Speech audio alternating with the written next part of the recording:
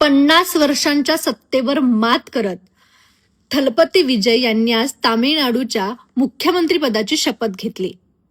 2 वर्षापूर्वी त्यांनी त्यांच्या टीव्हीके या पक्षाची स्थापना केली आणि आज हा पक्ष 108 आमदारांसह तामिळनाडूतील सर्वात मोठा पक्ष ठरलाय. सत्ता स्थापनेसाठी त्यांना संघर्ष करावा लागला ही बाब वेगळी, पण हा विजय खेचून आणण्यासाठी त्यांनी 2 वर्ष प्रयत्न केले. प्रचंड मोठा स्टारडम असताना सुद्धा लोकांमध्ये जाऊन सभा घेतल्या आणि ते लोकांच्या प्रश्नांवर बोलले आणि लोकांपर्यंत स्वतःला पोहोचवण्याचा त्यांनी प्रयत्न केला. दुसरीकडे सत्ताधारी डीएमके आणि AIADMK या दोन्ही पक्षांना तामिळनाडूमध्ये विरोध होत होता. या दोन्ही पक्षांना एक तिसरा सक्षम पर्याय म्हणून त्यांनी स्वतःला रिप्रेझेंट केलं आणि याचाच फायदा त्यांना झाला. मोठ्या प्रमाणात असलेल्या फॅन क्लबचाही त्यांना फायदा झाला.